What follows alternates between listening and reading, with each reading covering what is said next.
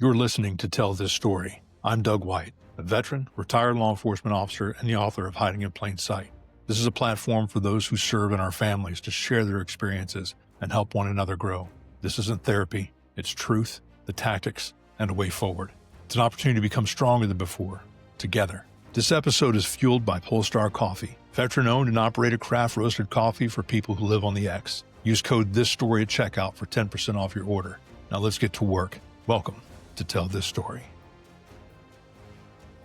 Today's guest is someone who's been through life on the front lines and then chose to turn that experience into something that serves the rest of us. Chris Littrell is a retired law enforcement leader from Washington State with nearly 25 years of public service. He's also an Air Force Security Forces veteran and Operation Iraqi Freedom vet. He served as a patrol officer, gang detective, child crimes detective, SWAT member, school resource officer, and later as a sergeant. After surviving job-related post-traumatic stress injuries, Chris shifted his focus to helping other cops. He wants to help first responders and communities do this work without losing themselves. He's the lead captivator and owner of Gravity Consulting and Training, where he teaches leadership, emotional intelligence, and communication to public safety and private sector teams. He's also the host of the Gravity podcast with his wife, Jamie. It's a show that digs into the relationships, experiences, and the values that keep us grounded in a loud, chaotic world. One of his segments is called Marriage Monday, and they have conversations about beating the odds and staying married. Most recently, Chris is the author of Echoes from the Street, a police officer's journey through trauma, recovery, and redemption. It's a memoir that pulls back the curtain on the unseen cost of the job and the hard work of healing and rebuilding your life on purpose. Ladies and gentlemen, I've been looking forward to this. This guy has got his hands on everything in this space. So sit back, relax, and welcome. Tell This Story. Good morning, ladies and gentlemen. We have with us today, as promised, Chris Littrell. And I got to tell you, again, as every episode, we start talking when we come on just to talk about how the flow of this is going to go and just chit-chatting, and should have hit record. And I think I'm going to warn people from now on, Chris, when say, hey, let's get on a podcast. As soon as your camera turns on, you're being recorded. You are on the air. Yeah, because that was gold. And now I've got to tell you, I have been told, first I've got to say, I hate the sound of my voice. So this way it takes any arrogance out of this. Yeah. I have been told that I should be on radio, that I should read anything to everybody and do audiobooks for fun and for work. Yeah, you have that voice. Well, I got to tell you, buddy, yours, this is going to be an episode. This is going to be two great narrating voices from what I've been told and from what I know of yours. I'm going to jump right into Echoes from the Street. Normally, I co-read books along with an Audible. So books can get very expensive for me because I will read 2 or 3 chapters. And of course, my eggs have been scrambled so many times, it's hard for me to recall what I read. So I feel like I hold these up anytime I do a podcast with somebody who's written a book. I have these little Post-it tabs. Yeah. My books look like they're growing rainbow-colored fur out the sides. Yeah. Because I tab pages, I write, I highlight, I color stuff, and then I go back and I listen to the Audible. And the reason I do that is because the Audible will give me their voice, their inflection, and maybe I will be able to draw from what they're saying something differently or something deeper than what I've read. Yeah. And will drive home the memory of like, oh man, I need that quote. And I found listening to Echoes from the Street, I can't write notes quick enough. So I need the book. December 1st cannot come quick enough. I don't want to wish away the holiday season because we both love it, but I need that book so I can get back into it. So I will tell you, Echoes from the Street is powerful. I am a fan of my book, but I wish I had done my book the way that you did yours. Tell me more. It is beautifully done.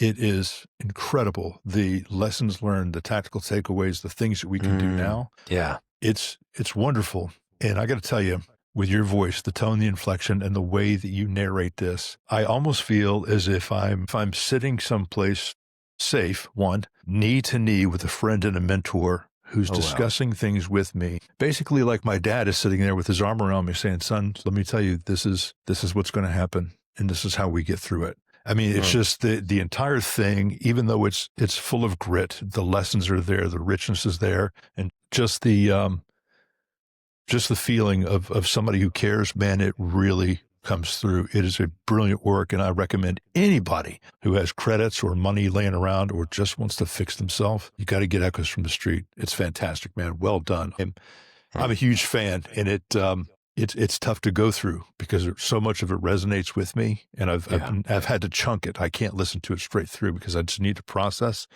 And man, great work. So that's enough of me fangirling. I apologize if I've embarrassed or oversold, but it's incredible, and I really love what you've done with it. Thank you, brother. I appreciate that. It was tough to write. It was probably tougher to edit. I actually think editing it was tougher than writing it, because when I was writing it, I was just going, right? Like I had a task. Whereas when I was reading it, while I was looking for ways to improve it or any clerical errors that I had more time during the edits to kind of sit in it. And that was tough at times. Yeah, sometimes I'd have to lay it down. Sometimes I'd have to be like, yeah, this is not the right time for me to be doing this. Yeah, I found that when I wrote mine that, I mean, my process may have been different, but going back and reading it, and that was rough. And then more than that, when I went back to do the Audible, because when you're narrating a book, you can't say something like, as you read the next 100 pages, well, nobody's reading it. So, as we continue through our story, so you have to modify that. And I found that I waited almost a year. By the way, don't do anything that I've done in business, because I'm awful at this. I launched a podcast, a book, and my social media on the same day. So it is the absolute definition of slow burn, but hair on fire. So I waited a year before I did the Audible. It was just 6 weeks ago it came out. And I got to tell you, coming back and reading my book after a year of not picking it up, looking at it and revisiting it, one, having lived it out loud and now, or living it live, now living it out loud by narrating with a different lens of growth and healing. Man, nightmares came back. The reactions came back. I'm still, as we spoke before we started recording, the central nervous system having reactions to things. I'm still trying to re-regulate my reactions to things that prior to going back through that process would not have bothered me, to things that really spark me and wind me up. Yeah, it's surprising. It's surprising sometimes. Like, it catches me off guard.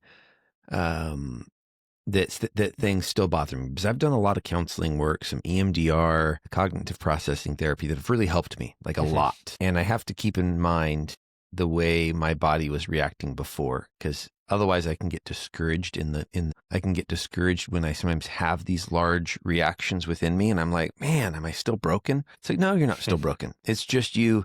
It's like I dislocated my shoulder in high school. These are echoes from the street. Yeah. I dislocated my shoulder in high school. And while I went through physical therapy and I got it strong again, every once in a while I still feel it. Every once in a while I can just tell that it's not what it used to be, right? And that's okay. It's still functional. It still gets a lot of work done for me. I just need to know that I have a shoulder that has been dislocated, right? And because of that, it's probably never going to be as strong, but it can still be strong. It can still get a lot of work done. And I think that's the case for a lot of us that have been diagnosed with PTSD. I like to say post-traumatic stress injury, is you might have that tender spot. You might have that tender spot within your mind, just like you do within your body, that you're going to feel throughout your life, but it doesn't mean you can't do courageous, strong things. It just means it's just different. Welcome to life. I know that's not super encouraging. Welcome to life. No, it's absolutely encouraging, man. You just proved the point where I said it feels like your dad sitting next to you with his arm. And first of all, we're not that far in age. So when I say dad, I don't mean that you're old. I mean the sage advice from somebody with lived experience. That's what I mean. Yeah. For anybody listening. It's just that arm around the shoulder. Hey, man, look, let me put it in terms you're going to understand. This is injury. You're not as good as you once were, but you're as good once. Yeah. So, and you're better than you once were too. That's the thing. It's both. Yes. It's this dichotomy of, you're not as good as you once were. And my body is certainly not. And my brain is not in some ways, but I'm a whole lot better than I used to be. Yeah. I'm so much more emotionally intelligent. I'm so much more aware of these things. And because of that, I show up as a better dad, as a better husband, as a better friend than I used to, because of that sage wisdom that I've gained through life. Sir. And it's not that I'm wise in all things, but again, I'm comparing myself to me, and that younger self of me when I was 20, I'm trying to do the math in my head on the fly, 22 years old, and I wasn't that old. I think I was still 20, joining the Air Force. And I was a different version of me, right? So we have to accept those together. The fact that, well, what about this brokenness? Okay, well, yeah. Like if you play football, you're going to get broke, but you can heal up from it. You can still go out and do some great things. It's just, you have to recognize those injuries, those scars maybe are going to be there. No, that is true. I have a feeling, I'm just going to call this episode a masterclass in healing with Chris Littrell. I mean, this is fantastic, man. So excited to be having this conversation with you.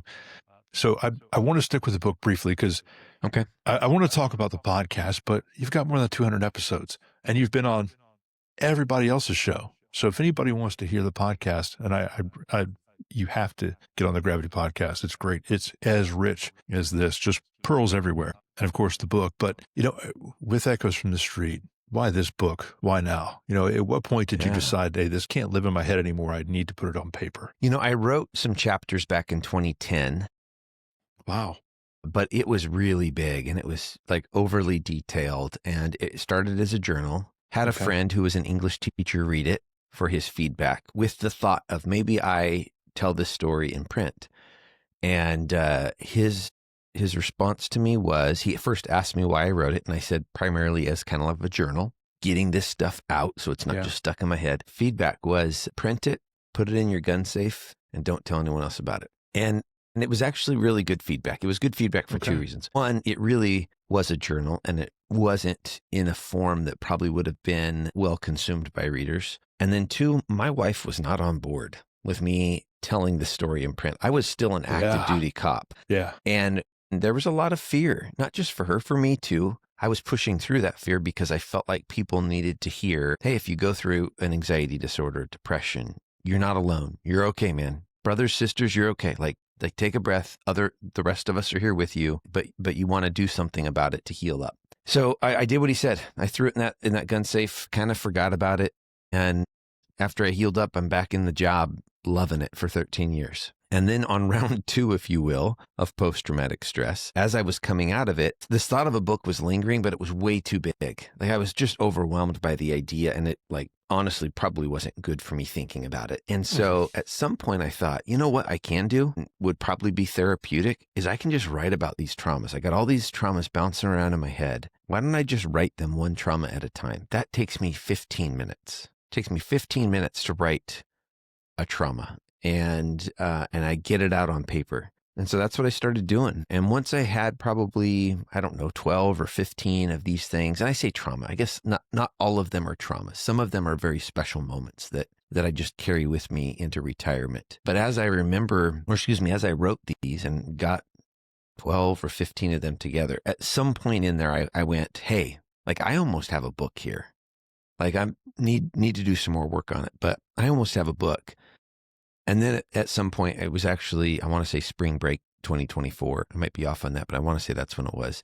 I decided I need to buckle down. If I'm serious about this, I need to buckle down and I need to sit down and actually put in the work that needs to be put into to get it into at least a draft form to where I can have other people read it and give me some feedback. So yeah, very healing again in the process of getting it out. It seems like every time I released it to a group of people, there was a little bit of fear there again. How are they going to respond to me? These are people I trust, and how are they going to respond? And amazing humans, right? So they responded well. They encouraged me. They gave me some really good feedback where I changed different portions of the book, both in just proper writing form, but then also in bigger ways. I changed the book because of the feedback I got. That's remarkable. So you found back in 2010 that journaling was something that was effective for you.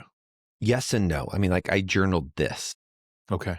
I wrote this. Okay. But I didn't maintain a journaling habit. Ever since I remember being in college and someone had given me a journal for graduating high school, and I still have the journal, and it has about 10 entries in it from college and my military service. So an 8-year span, I got 10 entries. So I just never, it wasn't the tool that stuck for me for a lot of years. Okay. And I was quasi okay with that. I think I probably put a little bit of burden on myself. The young version of me was probably you're failing at this, Chris. You're failing at journaling. But I think I eventually just moved on that it wasn't for me. It wasn't until June of 2023 when I experienced another big, huge, kind of central nervous system reaction that I started journaling, and I've been doing it ever since now. So pushing 2.5 years, I've been consistent almost every day, even if it's something short, even if it's just acknowledging some gratitudes for the day. I'm pretty consistent. What, if you don't mind sharing, what are are some of the prompts that you use? Because I'm a big believer in journaling, and I'm not as strict with it as I should be, but it was very, very helpful for me, and like it was for you, to get these things out. And the lessons I learned from my journal actually became my book. Mm, And but I think a lot of people have a trouble journaling because well, what do I write about today? Today I had oatmeal for breakfast. I'm going to go for a run. And that's the journal. What are yeah. some of the prompts that you have found impactful for you that may keep you on track with it? At first it was pretty easy because, again, with my central nervous system being all out of whack and me having these things that I was either hyperfixated on, or I just had a big emotional reaction towards my wife or daughters, or just driving down the street, I would have a flashback. Now, not a flashback like you see on the movies where, where all of a sudden I think I'm being attacked, but my body would react in a way that felt like I was being attacked. And I would have this cortisol and adrenaline hit, and I would want to be in a fight with someone almost. So I would journal that. So I really didn't I just use a blank paper, a notebook. I don't have, there's a lot of great journals out there with prompts if people want them. Yeah. And so I just have They're blank ridiculously paper. priced, by the way. Yes, they are. And that's my primary journal. So that's where I will got in a fight with Jamie today. This is what was said. This is what, this is the outcome that we currently have. So that created a lot of narrative. Now, there's been times over the last 2 years where my central nervous system is so much better that it was a good day. Not a whole lot to write about. Hey, I ate oatmeal this morning. So on those days, sometimes I'll write something just simple. Like I've used endurance sports to help heal my brain and body. And so some of those days I'm jotting something down about my endurance sports training. The days that I truly have nothing, I just don't have a lot of energy to put into it, I'll literally write at the top, gratitude. And I list 3 things. I list 3 things that I'm thankful for. And I try to change them up a little bit. Otherwise, it's going to probably be my wife, my daughters, and a hot cup of coffee every day. So I try to change them up to where it's not the same thing. The other thing I do is my oldest daughter, Danielle, before she had passed away, she had started using this 5-year journal, small little brown book. And there's probably more than one version out there, but in it, there's a prompt, and it's all over the board prompts. Who was the last person you text messaged? What was the last book you read? Where's the last place you went on vacation? Whose wedding was the last wedding you went to? Just all over random things. Some of the things are kind of thought-provoking, and some of them are like super like underhand pitch, super simple type things. Well, when Danny died and we came across this journal, it was special. It was special we had a pretty close relationship, so she told us a lot, sometimes more than a dad wanted to hear. She told us a lot, and I wanted to hear it. It's just, again, when you're a dad of daughters, you want to take baseball bats and club men across the head is what you want to do. And so reading this was this, we enjoyed it. We enjoyed reading this journal. And so my wife decided, hey, we're going to buy this journal for everyone in our family. So all of my daughters have a copy of this. I have a copy of it, and I say a copy, not her copy, but our own. And so that's something else I do every day now too. And then, that's like a 10 to 20 second journal where I'm just answering this one prompt. And then I move over to my actual journal where I'm narrating, writing something out. Wow. That really is something special. Yeah, it has been. And just the act of doing it, I know this was something my daughter was doing, and now I'm kind of following her lead, and I'm doing it as well. Yeah, that's beautiful, Chris. Let's lighten this up a little.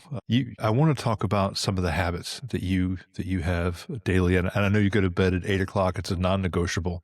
Yes, sir. But there are reasons for that because the sleep hygiene and habit. Those things are important.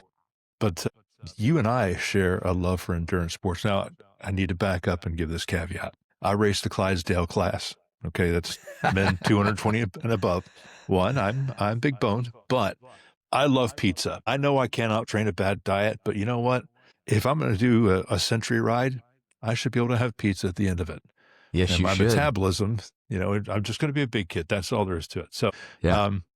While running at 220 pounds hurts, I still do it. I enjoy it. I get out there. And I will say for me, not that I want to lead you into your answers, but for me, I think when I started cycling in 2012, 2013, I started off with the Police Unity Tour, and I started doing mud runs. And there were several people at the sheriff's office who were triathletes, had done, full distance irons, and they were making fun of me. Like, oh man, mud runs. This is nothing for CrossFitters, beer drinkers, and bacon eaters. I'm like, yeah, well, you know what? This is fun. This is my thing. Like, you want to be one of the big kids. Do it the real deal. And then one of their spouses said to me, she goes, if I can do a triathlon, you can do it. Yeah. So I was actually shamed into doing a first triathlon. And when I did my first race at the end of 2013, I immediately signed up for 11 my second season. Yeah. All sprints that second season, but I did not realize it then. But the competitive nature of triathlon, the individual effort, but team sport, because everybody is so supportive of everyone there. Yes. I had to train a lot on my own because regular people work 9 to 5 and I work Tuesday overnight. Yeah. But I realized that triathlon and endurance sports, things that take 3 and 4 hours for a training session, probably staved off a lot of the problems that ultimately caught me. But it probably, and not probably, I know that it did a lot for me to unload and think and process, whether I admit that I was doing it or not. I think I would have gone over the cliff much sooner than I did had it not been for that. Yeah. So I love triathlon. I mean, why suck at one sport when you can suck at 3, right? Yeah, exactly. That's what I'm saying. That's it, right? Man. People ask me about triathlon. I'm like, it's easy. Don't drown, don't crash, don't stop. That's it. That's how you finish a tri. Yeah. In my speaking engagements, I tell people to move. Like, I don't want to tell you what that movement's going to be, because if you are a CrossFitter, then that's great. You're probably having you're experiencing some good outcomes because of you being a CrossFitter. If you're an endurance sporter, if you love cycling, Brian with the Behind the Badge Foundation here in Washington State, he does the Unity Tour, and he's been trying to recruit me to do it as well. And maybe at some point I will. Right now, with what I'm doing. It's a powerful experience. If you have time for it, it's powerful. And right now with what I'm doing with triathlon, I just don't have time for it. Like I'm having to make that decision in reference to how much time am I going to put into this, and at what point am I giving up too much for the most important things in life, which is my family. Yeah, and so I've experienced a lot of those same great outcomes. Now I've experienced it on this side of it, to where I'm not taking in trauma at aggregate anymore. I'm doing some other really healthy things to heal my brain and body. I'm no longer consuming alcohol, which was having a serious negative impact on my sleep health. I didn't even realize that. I'd go back to work on a Monday and I'd feel exhausted, and I'd slept 8 hours a night. Well, it was because my body wasn't going into deep sleep or REM sleep, right? Alcohol prevents that. And when we understand the science behind sleep and how, man, I would say it's the number one. If you want to have a healthy mind and a healthy body, the most important thing you can do is get great sleep. And every once in a while, a buddy or someone I'm teaching a class and will be like, yeah, I only need 4 hours. I'm like, okay. Mm-hmm. Dr. Matthew Walker's book, Why We Sleep, acknowledges from his studies that there are people that only need 4 or 5 hours of sleep. And what he writes is, if you round that number, the percentage, up to a whole number, it's 0%. So you need to rub the top of your head real quick and see if you have a unicorn coming out of the top. Yeah. Because if you don't have a horn coming out the top, because that's the only way you only need 4 or 5 hours of sleep, is if you're a unicorn. So if you've had a doctor, scientist do a sleep study with you, and they look at you and say, dude, you're magical. You only need 4 or 5 hours of sleep. Congratulations. Then I love it. But for the rest of us, you don't realize how much better you would feel if you were giving your body the opportunity to have that restorative sleep. And so, yeah, getting back to the endurance sports, I absolutely love it. When I don't train, like when I miss a day or two, I'm feeling it. I'm feeling it, and I know what it feels like. And then I know I need to prioritize this, and I need to cancel some things and move some things around and get back into a training session, because my body needs it. Yeah, I've not competed in 2 seasons because I was trying to, post-retirement, all the existential things we go through and just all of that. I was trying to sort that, was journaling. And then I decided, let's turn this into a book, and then let's do this. So all of those things have taken my training time, my free time in retirement, because like you, I want to commit to family. I mean, I've got a 20-year-old daughter and an 18-year-old son, both in college, but still at home, which is wonderful. And I want to be present dad. So I don't want to take time away from that. So I've gotten rid of my training time. I mean, I go to the gym 5 days a week, but the cardio is not there, the training, because specific training. You have to be intentional about triathlon training. I am resolving right now that I will race again in 2026. We'll get back to the top of the podium. Oh, wow. Yeah, the swim is great, especially if it's a river swim. The biking is nice. You get to relax a little bit, hammer when you want, but the run just sucks. So, yeah. See, I love the run. I love the run. Of course you do. You're built like a runner. Yeah, let me say that differently. I love the idea of the run because by the time I get to the run, I'm not. My body's pretty tired. I did a 10-mile race this last weekend, and I hadn't really trained for it, at least not like I had the previous year. And so I knew it wasn't going to be fast, but I was okay with that. I just threw in some earbuds, and I was just going to enjoy the experience with these other runners. And it was wonderful. But I loved it. I loved the run. But that's because that's all I did was a 10-mile race versus swimming for a mile plus, riding a bike for 56 miles. And then by the time you're getting off that bike, your body is so exhausted. The swim and the bike are hard for me because I get bored. I don't want to wear earphones. You can't on an Ironman course. Yeah. Yes. But even during training, I don't want to wear earphones when I'm out riding on the street. That's dangerous. Like I need to be heads up, aware, listening. And so when you go out and ride for a 50-mile or a 60-mile workout, I mean, it's freaking tedious. And I get bored. I get bored quick. So, but the outcome of it after I get done with one of those long rides, knowing that I just did this thing and that it's getting me ready for the main event. And I call it the main event. Really, life is the main event. But this main event schoolmaster that's going to teach me life lessons, because that's the thing. That's why I do endurance sports, is I'm learning life lessons. My body can do so much more than my mind thinks it can. I can feel, I can overcome.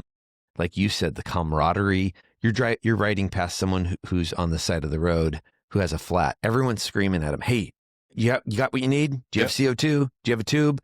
And if anyone says no, then a bunch of us are stopping to help, to give them our equipment. But if they do, then we just keep riding on. And I love that feeling. Again, I'm not really racing against you. I mean, like if you're in my age group, especially towards the end, okay, now I'm racing against you. Yeah, I'm gonna look at that calf if you pass me. I'm gonna check the age. Yep. But if you're younger than me, if you're a female, I'm not racing against you. I am 100% your, and I say younger, I should say older as well, because I have older athletes pass me on a regular basis that are just superior. It's just the worst. Specimens. Got some 70-year-old that goes by me and I'm just like, dude, you are a rock star. I hope to be a fraction of you. That's awesome. I love when I get there. But yeah, it's been a blessing to do this. This next year, I'm going to do two halves. Yeah. So yes, triathlon, any type of movement. Yes, we suggest it, highly endorse it. Running is a cheap sport because all you need is shoes. Yeah, I think we got derailed a little bit on the triathlon. I could talk about this stuff for days, but yeah. So anyway, moving back, Gravity Consulting and Training. What are you doing with that? I know that actually you're probably stretched for time now because you're presenting today. I have a class today. I do. So the reason I formed the company in the first place was I was teaching a leadership class for Washington State. And it was funny because I was doing it on company time. So the city of Kennewick would release me and allow me to teach this class. And once I found out that if I took vacation time from the city of Kennewick, the state would pay me directly. So it was like I was getting a double paycheck. And once I figured that, I was like, hold the phone. I got vacation time coming out my ears. And I take vacation every year with my family. It's just, I had been working long enough that I get enough hours every month that it's a lot. Our agency had Kelly time because we worked 12-hour shifts. So there was a lot of years I wouldn't touch my vacation time until like July. Wow. Because I was using Kelly time the first half of the year. And then comp time, between all the specialties I've done, I would take a lot of it as comp instead of overtime pay. And you earn it at time and a half. And then you have this big bank of additional time off to take. So that's when I formed it. And then as I retired, I realized, I had a moment of like, what am I going to do? And I'm a Christian, and I really felt like God was preparing me for this moment in the background, and I had no clue. And when I asked that question, what am I going to do? It was like, I already have something to do. I have this thing. I just now need to teach more classes for the state. I have more availability now. And then I started offering it to the community for-profit business, for nonprofits. I just started offering the same classes to really the Pacific Northwest business community. And there's a huge need for it. People need leadership training. People need workplace safety training. People need employee wellness training. People need to know how to resolve conflicts. I had one client recently reach out to me, and she told me, we're having all kinds of communication issues. Do you have some team building exercises that you could bring to us that will kind of help us have some aha moments in our communication issues? And I was like, absolutely, let's do this. So it's a lot of fun. I love being in front of the class. I love seeing people have those moments where they kind of trip over the truth themselves, where they go, oh my gosh, now I understand. And I love bringing training. You said, as we were talking earlier, the title I've given myself, because I'm the owner, so I can give myself whatever title I want. The title I have is Lead Captivator. And the thought behind that is I want to captivate audiences with truth. And I've been through so many trainings that are just presented by people sometimes who are brilliant, but they don't know how to teach. It's just so boring. No one's listening. And so I really try to bring energy and adult learning principles to the courses I teach so that the adults are engaged and involved and they walk away with something when it's over. That's wonderful. When you teach leadership, what is probably the largest leadership myth that you try to dispel, like right out of the gate? That it's about you. It's not about you. I worked for bosses. Very simple.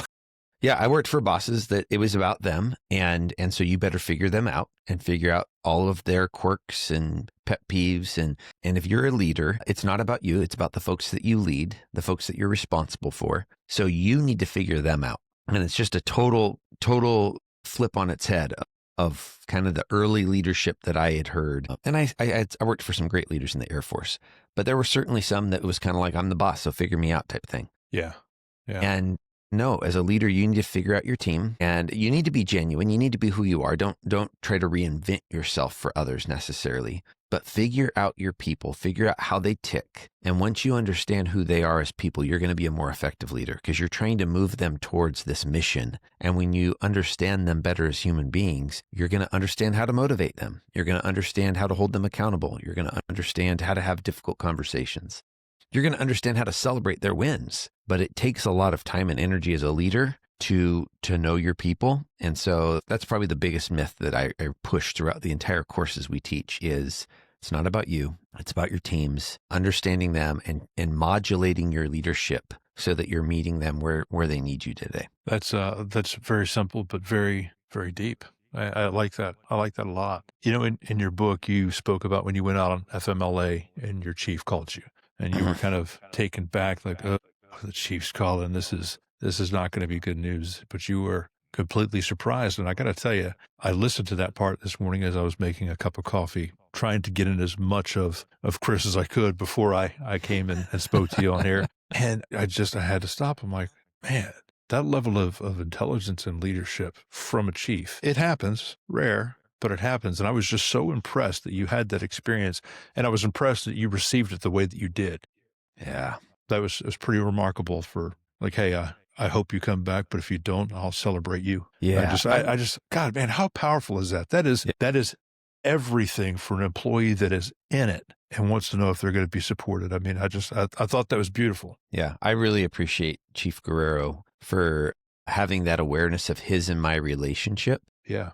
That he knew I would value it. And I say it that way because him and I have connected a number of times since I've been back. And he told me straight up, Chris, I wouldn't have made that call for everyone. And he goes, it's not about you. It's not a you thing. It's an us thing. He goes, I believed I would help you by making that call. He goes, there's other employees that go out on a potential post-traumatic stress, workplace comp injury. He goes, I don't call them because I'm afraid that if I call them, I'm going to cause them to spiral more. I don't think we have the relationship. And so someone else needs to call them. Because if I set them off and they're upset that I called them, that's not helpful. He goes, I'm trying to be helpful. And he goes, I believed that calling you was going to be helpful. Him and I were peers and detectives together for a short time, about a year and a half. And he was my team leader on the SWAT team.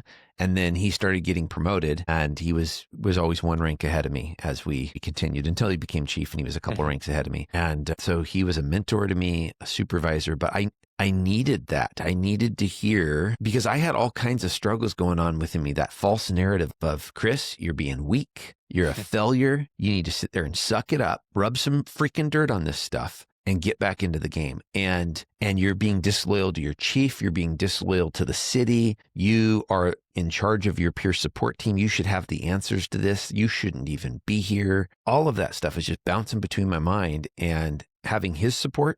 And then ultimately my wife's. When I told my wife, I think I need to go check in somewhere. And she cried at first because we were canceling the 25-year wedding anniversary trip. And then within a minute or two, she came out into the garage and just looked at me and said, do it. Go. I got this. And as a military spouse, as a cop spouse, I knew she would have it because we did this before. We played this game where I would leave and she would be in charge of everything. And she always stepped into it with strength and with courage. She didn't like it, but she stepped into it with strength and courage and led our family well. Yeah.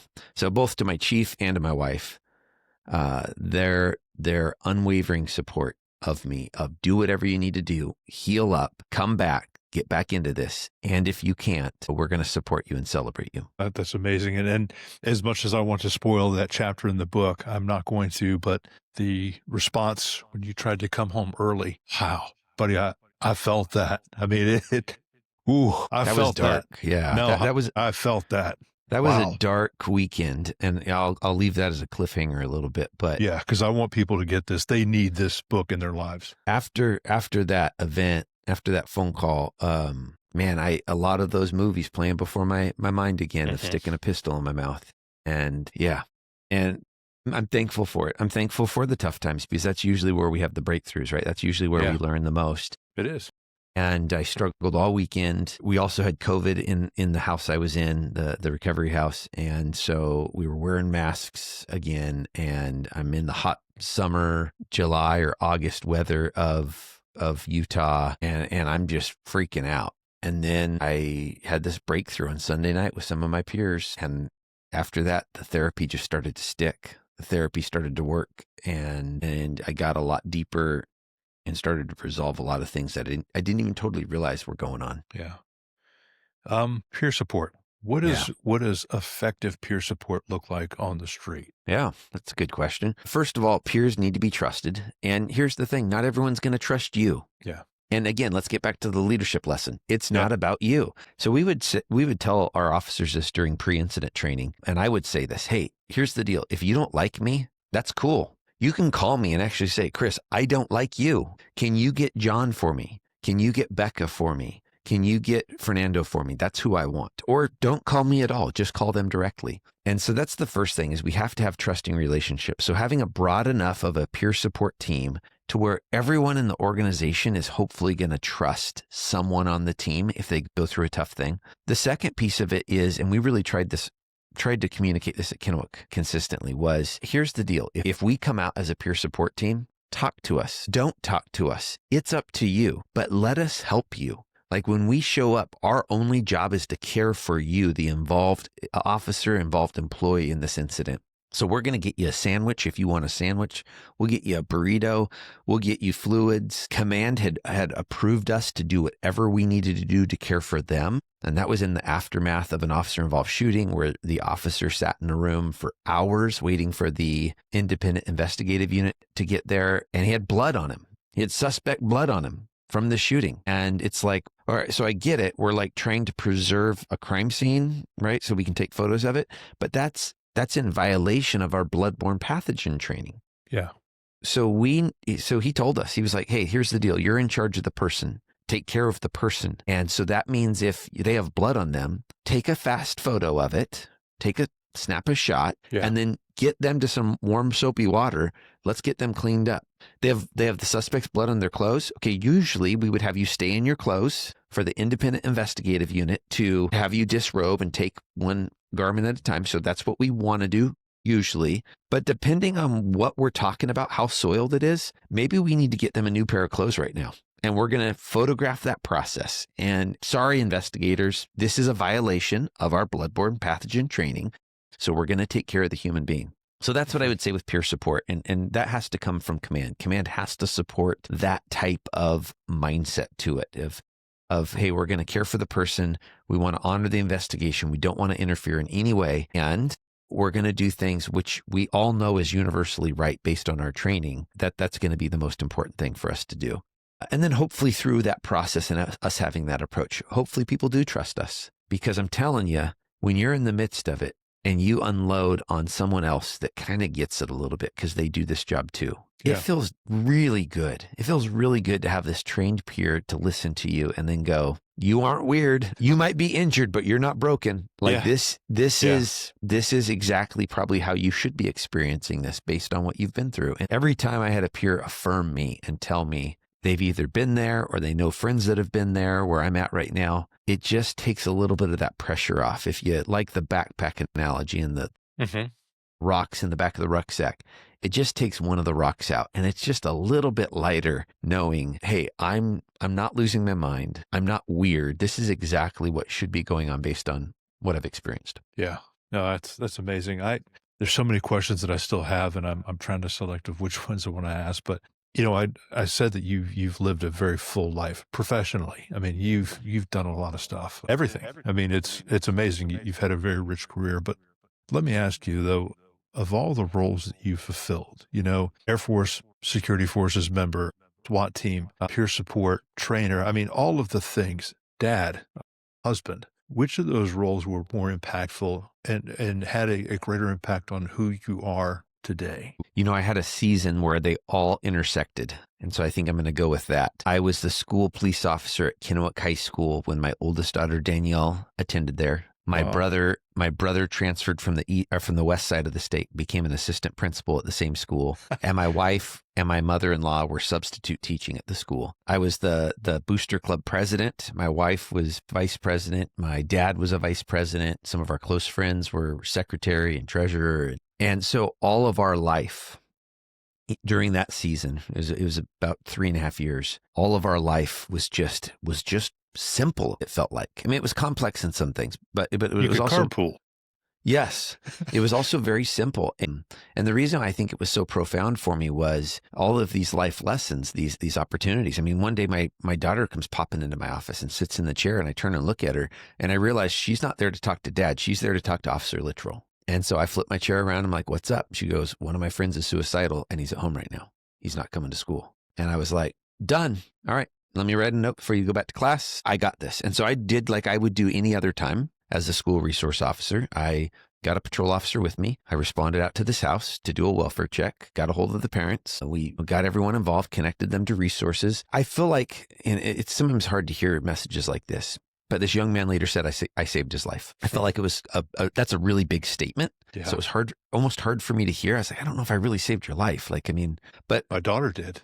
Yeah, my daughter did, but she had the courage. Yeah. She had the courage to tell me, hey, I have a friend going through something and it's beyond my level to help. It's beyond my level to help. And so I need your help as the cop. I need you to step in and provide a higher level of care. And then ultimately I got them to even a higher level of care. And so there were just tons of lessons that I learned through that time of being in the school and my daughter being there as well, my wife being there, and family intersecting with work and seeing these young folks that I got to be one of the trusted adults in their life and showing up for them consistently on a daily basis just by being there and watching them experience life change in these really profound ways. And getting the chance to make a mark on them. So I'm going to share this, and it's not in a prideful way, but I had a young man who had been gang involved. He really turned his life around and he was going to graduate. And he was even working with me on his brother because his brother was gang involved now. And so I would go to the older brother and say, hey, I'm trying to connect with your brother, but he's going down a dangerous road. He's like, I know he is. I'm trying, but it's really hard. And he goes, I get it because I was there as a freshman. But just I'd seen this huge change in this young man's life. Well, my office is right around the corner from the ASB office. And I overhear a conversation one day. He's at the window talking to the secretary. And she's telling him, you can't walk at graduation because you have a book fine from your sophomore year. You didn't turn in a book. And I can't remember what the fine was, like $118 or something. And he's just like, I don't have $118. And she's like, I'm sorry, it's our rule. You can't walk. And he gets sent back to class. And I pop around the corner and I was like, how much is his book fine again? She's like, $118. I'm like, okay, I'm going to pay that right now. You can't tell anyone I paid it. You tell him that a staff member here at the high school paid that fine, that the staff, I may even done plural there, the staff is paying for it. But he's going to walk. He's earned this. And then later at graduation practice, someone told me that he stood up in front of everyone. I think some kids were screwing around during graduation practice, and he just stood up and he was like, knock it off. Knock it off. I want to let you know what some staff members did for me here at Kennewick High School. I shouldn't be here right now because I didn't turn in a book for my sophomore year, and there's a consequence to that. And it was going to cost me a lot of money that I couldn't afford. So I wasn't going to be here with you all. But I'm here because the staff members give a damn about us, and they have for the last 4 years. So knock off your crap and let's focus on this graduation practice. And so getting the chance, there was lots of little moments like that. They weren't always financial. Yeah. But getting the chance, I mean, that was a privilege. That was a privilege that I got to use money that God has given to me, and I got to be just a conduit of that money to connect it to the real person that needed it in this moment. And while I was at Kennewick High School, both with my daughters, with my wife, and with other people's kids, with other staff members, I got the chance to be a part of a lot of those little moments. And it was my favorite. It was my favorite job I ever did in policing. It wasn't my favorite team. I had a different favorite team that I was on, but my favorite job was just about me doing a job. That was my favorite one. And it was because it was so impactful. That is amazing. You know, that's one of the privileges of leadership and being in a position to be like that, to do the right thing when it's required. And there are so few opportunities as a police officer that you get. One is as a leader, you know, to find one of your troops that need help and to be able to do something to influence, but also a kid or somebody in your community to be able to take a minute and help out and do the right thing. And you know, shame on us if we miss those opportunities for whatever reason. And I have found those chicken soup for the soul moments are more fulfilling than anything else. I mean, we had in 2012, 2017, you know, it was a horrible time for active threats in schools. And we started a guardian program here in Florida. While that was being kicked off and staffed, we were doing overtime shifts at the school drop-offs for elementary schools. I think at the time there were like 96 elementary schools in Hillsborough County, and that took a lot of deputies.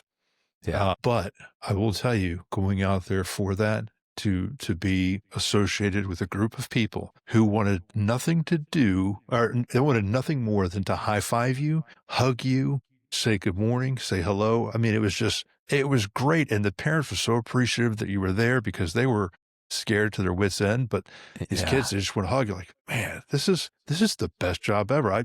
I never got to do a school resource, and I wish I had, but I promoted before that became a reality for me. But yeah, you have to look for those moments and seize them because you don't know when it's going to be the last one, and you don't want to miss them. Second to the last question, if you had everybody in all of the responder disciplines, their spouses, everybody in the room, emergency medicine, everybody, and you had 60 seconds to give them your wisdom, what would you tell them? I'd probably encroach a little bit on that whole faith subject, so I want to make some folks nervous for a second. I'm going to tell them that Jesus loves you, that I have a sin problem, and that he solved that sin problem with some ridiculous grace. And this is why I would set it up that way. You need to now extend that same grace to yourself. I had someone that doesn't share, well, I don't know exactly where he is faith-wise, but I don't know that him and I share exactly the same faith. But he asked me when I was struggling one time, he goes, you say you're a Christian, right? I'm like, yeah. He's like, okay, so what I know of the Christian faith, he goes, I think you believe that God has forgiven you of everything you've ever done that qualifies as a sin. I'm like, yep, absolutely. He asked me the question, have you forgiven yourself? Have you forgiven yourself for when you screamed at your family? Have you forgiven yourself for the times you were curt with your wife and didn't show her the respect that she deserves? Have you forgiven yourself for not being the sharpest sharpshooter and the most athletic SWAT member and he kind of lined it up, and I was like, no, I haven't. I guarantee I haven't. I'm a failure. And he's like, all right, well, that's where you need to start. You need to be able to look yourself in the mirror, and with all genuineness, you need to forgive yourself. And so I say that because I've talked with a lot of first responders that don't think they deserve the forgiveness. They want to kind of hang it over themselves almost as a reminder that I can't fail again. And I would say you need to forgive yourself with that degree, even if you don't believe in the same faith as me, even if you don't share that belief. Just take the lesson of it then of us being undeserved sinners and Christ dying on the cross for our sins, and this radical grace that covers all, that feels undeserving in some ways, but we get it. Mm-hmm. And so give yourself that same degree of grace. Forgive yourself of everything you've done wrong. Now, don't continue to do wrong. Work it let's work at getting better. Let's heal our brains. Yeah. Let's heal up our central nervous system so that it doesn't have those big reactions, right? And let's lay down the shame. Let's lay down the shame. I'm not going to beat myself up over that anymore. I've forgiven myself. I'm working on it as a dad and as a husband and as a professional. And I'm going to show up today and I'm going to be better. And then I'm going to get good sleep and I'm going to get out and move my bodies and I'm going to hydrate and I'm going to eat good food. And I'm doing those things because I know that's the recipe to have a healthier mind and a healthier central nervous system. And yeah, so forgive yourself. Forgive yourself in this radical way.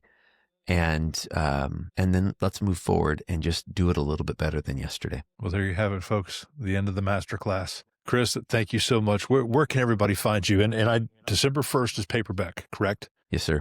Okay. Yeah, the easiest way to find me, I actually started an author page. I plan on writing more. So my full name, ChristopherLittrel.com, is the easiest way to find the book and get in contact with me. That's amazing. Any parting ideas, parting thoughts? I think you capped it off pretty much with your response to that last question. I don't know that we can do any better than that. Well, if any listeners that have gotten this far through the podcast, thanks for listening. It's an investment of time, and invest in yourself, whether it be through podcasts, through books, through signing up for classes, through just buying a friend a cup of coffee and sitting down with them and listening. Invest in yourself because we never stop learning. We shouldn't, at least. And the outcome that we're going to get from having this student attitude is a wiser, more deep life. So go out and do it. That's fantastic. Thank you so much, Chris. And everyone, thank you for tuning in today on all of our platforms. Well, until next time, we'll see you later. That's going to wrap it up for this episode of Tell This Story. Thank you for staying in the fight. If you enjoyed this episode, share it with one person who needs it. Check out the show notes for our guest contact information and all their socials. Follow Tell This Story on the platform of your choice. Hit like and subscribe. Every rating helps get our voices to the people who need it most. Get your copy of my book, Hiding in Plain Sight, The Truth About Trauma, Service, and the Way Forward. It's now available on Audible, and you can get it anywhere you get your books. Tap into more information about this platform or resources for vets, responders, and their families at DougWhiteOfficial.com. We'll see you next time.